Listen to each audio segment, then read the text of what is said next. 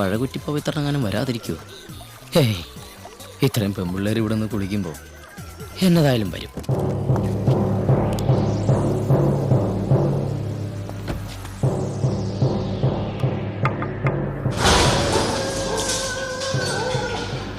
ഇറങ്ങിക്കോ. കുഴപ്പമൊന്നും ഇല്ലല്ലോ, സേഫ് ആണല്ലോ. Be careful. അപകട മേഖല കഴിഞ്ഞു. ആരും നോട്ട് ചെയ്തില്ല. അത്യാവശ്യം അനുയായികളുള്ള ഒരു പാർട്ടി നേതാവ് ഇങ്ങനെ പെണ്ണുങ്ങളെ ചുറ്റിപ്പറ്റി നടക്കാന്ന് വെച്ചാ എനിക്ക് ചുറ്റാൻ പറ്റിയൊന്നും വേണ്ട. പിന്നെ എടാ, എനിക്കൊരു ടച്ച്, ഒരേ ഒരു ടച്ച്. മരിക്കുന്നതിന് മുമ്പ് ആരെങ്കിലും ഒന്ന് ടച്ചണം.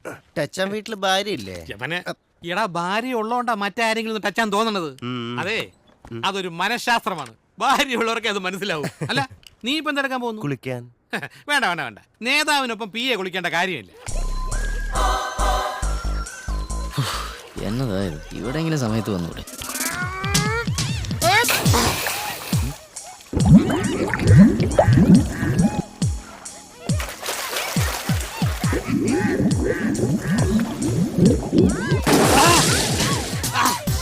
എടോ പഴകുറ്റി,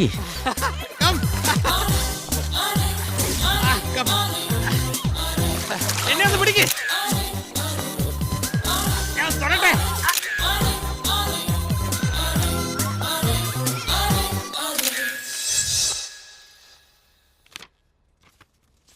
ഗുഡ്, വെരി ഗുഡ്.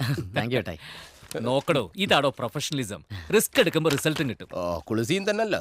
ആ പെണ്ണും കൂടെ ഉള്ള ഒരു കോപ്പി ഞാളിയാ. അടുത്ത ഇഷ്യൂല് ലീഡായിട്ട് വരണം. ഓക്കേ. ജോണിക്കുട്ടി, എന്നേട്ടായി? പൊക്കോ പൊക്കോ.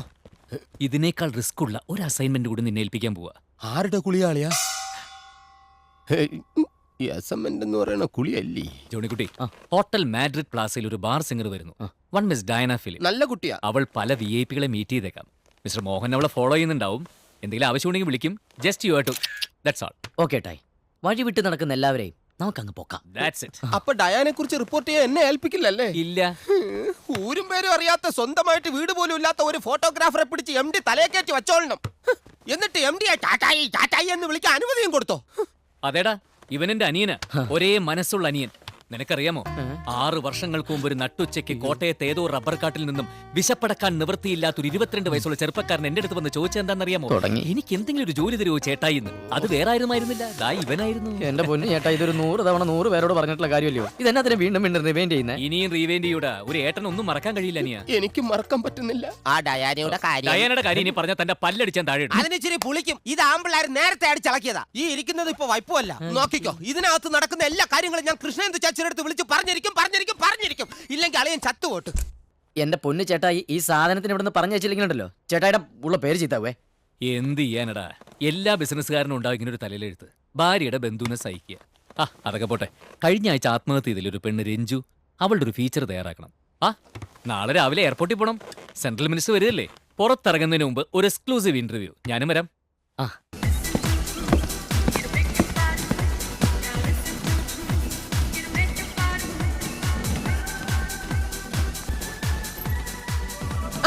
ഇതെന്താ സർപ്രൈസ് ആയിട്ട്? നിന്റെ പരിചയത്തിലെങ്ങാനും ഒരു സെർവന്റിനെ കിട്ടുമോ? ഒരു 60-65 വയസ്സൊക്കെയുള്ള. ഇനി എന്തായാലും ഏജൻസിന്ന് വേണ്ട. അത് ശരി. അപ്പൊ പുതിയ ആളെ പറഞ്ഞു കിട്ടൂല്ലേ? നിനക്ക് വട്ട, മുഴുത്ത വട്ട്. വട്ടോ? എടി, ഭർത്താക്കന്മാരുടെ മനസ്സ് കൊരങ്ങന്മാരെ പോലെ അത്രേ. എന്റെ ചെറിയമ്മ പറഞ്ഞിട്ടുണ്ടല്ലോ, ഒരു കൊമ്പിന്ന് വേറെ കൊമ്പിലേക്ക് ചാടിക്കൊണ്ടേയിരിക്കും. നിന്റെ വാൽ എത്ര കൊല്ലം കുഴലിട്ടാലും നിവരാൻ പോണില്ല. അതെ, എന്റെ ചെറിയമ്മ പറഞ്ഞു തന്നിട്ടുള്ളതൊക്കെ സത്യമായിട്ടുള്ള കാര്യങ്ങളാ.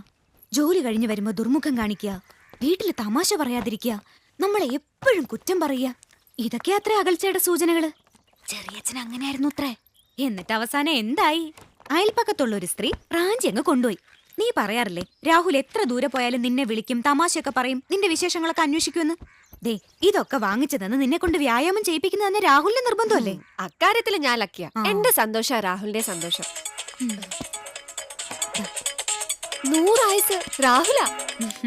ഹലോ, ഞാൻ കൃഷ്ണേന്ദനോട് ഇപ്പൊ പറഞ്ഞതേ ഉള്ളൂ. ഇപ്പൊ എവിടെയാ? ചക്രേ, ഞാൻ ഇവിടുത്തെ ഏറ്റവും വലിയ ഷോപ്പിംഗ് മാളിലാ.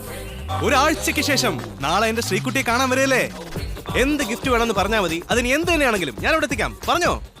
എന്ത് ഗിഫ്റ്റാ വേണ്ടെന്നൊക്കെ ചോദിച്ചാ ഇപ്പൊ ഷോപ്പിലാണെന്നല്ലേ പറഞ്ഞത്? അവിടെ ഇപ്പൊ തൊട്ടടുത്ത് എന്താ ഉള്ളത്? തൊട്ടടുത്ത് ആൻ. എന്ത് പെൻ പെൻ നല്ല സോഫ്റ്റ് സ്വീറ്റ് ഫെദർ ടച്ച്. ഹാ എന്നാ പിന്നെ അതന്നെ വാങ്ങിച്ചോളൂ. ഇത് നിനക്ക് ശരിയാവില്ല, ഇത് എനിക്കേ ശരിയാവും. നിനക്ക് ചേർന്നൊരു ഗിഫ്റ്റ് ഞാൻ കൊണ്ടുവരുന്നുണ്ട്. അതിനു മുമ്പ് ഹാ, ഇങ്ങോട്ടും വേണം. ഷോ ഞാൻ പറഞ്ഞില്ലേ രാഹുൽ കൃഷ്ണേന്തുണ്ടെന്ന്. പിന്നെ തരാം. ദേ അതൊന്നും പറഞ്ഞാ പറ്റില്ല. ഇപ്പൊ കിട്ടിയില്ലെങ്കിൽ ഞാൻ പിണങ്ങുവേ. Show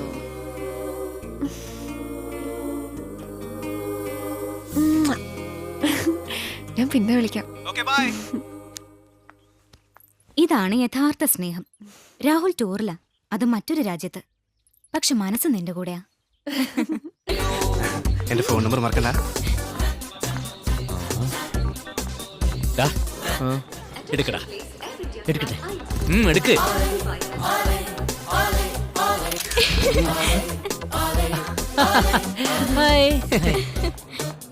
hi. അവൻ കാണാതെ ഒരെണ്ണം കൂടി എടുക്കുക.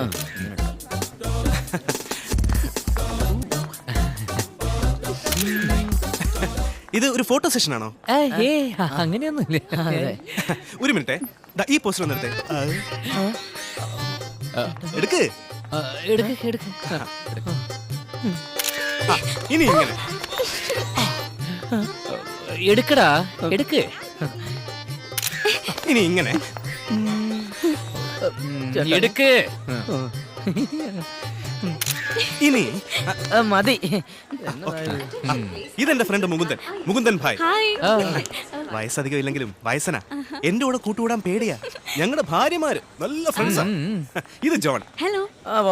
ദേഹത്തോട്ടുള്ള പരിചയപ്പെടലൊന്നും വേണ്ട കേട്ടോ. കണ്ടില്ലേ, ഇദ്ദേഹത്തെക്കാൾ പഴഞ്ചൻ. Okay, see you. വാ നെക്സ്റ്റ് വീക്ക് ഹലോ, ട്രിപ്പ് പോയാലോ? എന്നോട് നിന്നേ. ഏതാടാ പിഞ്ചു കുഞ്ഞ്? ഇല്ല, 18 വയസ്സ് കഴിഞ്ഞു. ഫ്ലൈറ്റ് വെച്ച് കിട്ടിയതാ. മലയാളിയാ. മലയാളികളെ വിശ്വസിക്കാനേ കൊള്ളില്ല. അതുകൊണ്ട് ഞാൻ എന്റെ സെൽ നമ്പർ തെറ്റിച്ചാ കൊടുത്തേ. എടാ കഴിവേറി, നിന്റെ ഭാര്യ പാവം ശ്രേയ നിന്നെ ഹരിചന്ദ്ര മഹാരാജാവിനേക്കാൾ മുകളിലാണ് വെച്ചിരിക്കുന്നത്. ഇനിയും അവരെ ചതിക്കാൻ ഞാൻ സമ്മതിക്കില്ല. ഈ ഫോട്ടോസ് എന്തായാലും ഞാൻ അവരുടെ കൈ കൊടുക്കും. കൊടുത്തോ? അപ്പൊ ഞാൻ അവളോട് പറയും, എയർപോർട്ടിൽ കാൽ വഴുതി വീണ എന്നെ ഒരു സഹോദരി താങ്ങിയെടുത്ത് നടത്തുന്നതാണെന്ന്. ശ്രേയക്ക് എന്നോടുള്ള സിമ്പതി കൂടും. നിന്നെ സ്വപ്നം കണ്ട് നടന്നപ്പോഴാണ് ശ്രേയെ ഞാൻ സ്റ്റെപ്പ് തെറ്റി വീണെന്നും കൂടി പറഞ്ഞാൽ ഡബിൾ സിമ്പതി. ബൈ കുറിച്ചെടുക്ക്. Rahul's law of marriage. സ്വയം സന്തോഷിക്കുന്ന ഭർത്താവിനെ തന്റെ ഭാര്യയും സന്തോഷിപ്പിക്കാൻ കഴിയൂ. ചേട്ടായിട്ട് ഒരു 100 വട്ടം ഞാൻ പറഞ്ഞിട്ടുള്ളതാ ഇയാളായിട്ട് സംസാരിക്കാൻ പോലും ചേരുന്നു. ഇവനെ പോലുള്ള ഉപദേശകരാണ് ലൈഫിനെ ഡ്രൈ ആക്കുന്നത്. ബ്രദർ നോക്ക്, വൈവിധ്യം പ്രകൃതി തന്നെ പറഞ്ഞിട്ടുള്ളതാണ്. ഇന്ന് രാവിലെ കഴിക്കുന്ന ഭക്ഷണമല്ല നമ്മൾ ഉച്ചയ്ക്ക് കഴിക്കുന്നത്. ഇന്ന് ധരിക്കുന്ന വസ്ത്രമല്ല നമ്മൾ നാളെ ധരിക്കുന്നത്. ഇന്ന് നമ്മൾ ഉപയോഗിക്കുന്ന വണ്ടിയല്ല 5 വർഷത്തിന് ശേഷം നമ്മൾ ഉപയോഗിക്കുന്നത്. 5 വർഷത്തിന് ശേഷം എനിക്ക് പുതിയ വണ്ടിയൊന്നും വേണ്ടെങ്കിലോ? വേണ്ടെങ്കിൽ വേണ്ട. ഒരു ചേഞ്ചിന് വല്ലപ്പോഴും മറ്റൊരു തന്നെ വണ്ടിയിൽ ലിഫ്റ്റ് ചോദിക്കുന്നതുകൊണ്ട് തെറ്റൊന്നുമില്ലല്ലോ. മക്കളെ, ചുരുക്കത്തിൽ നീ ഉദ്ദേശിക്കുന്നത് സ്ഥിരമായിട്ട് ഒരു ഭാര്യയെ തന്നെ ആശ്രയിക്കരുത്. അതെ. ഐഡിയ കൊള്ളാം, പക്ഷെ ഭാര്യമാർക്കും ഇതൊക്കെ ബാധകമാണ്. അല്ല, വൈവിധ്യം അവർക്കും ആവാന്ന്. ബായ് നന്നാവില്ല.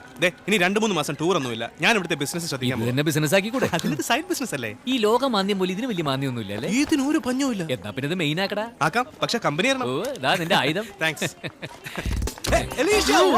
How are you? ഈ ഫോട്ടോസ് എന്നായാലും ശ്രേയച്ചേച്ചിനെ കാണിച്ചു കൊടുക്കണം. ഒരു പ്രയോജനമില്ലടാ. അവൻ പറഞ്ഞ പോലെ ആ പാവത്തിന്റെ സിമ്പതി കൂടുള്ളൂ. ലോകത്തിൽ ഇവനെ പോലെയുള്ള സകല ഫ്രോഡുകൾക്കും ദൈവം ഒരു ആയുധം കൊടുത്ത് അനുഗ്രഹിച്ചിട്ടുണ്ട്. നാവ്. അതിന്റെ ബലത്തില് ഇവന്മാരെല്ലാരും വീഴ്ത്തിക്കൊണ്ടേ.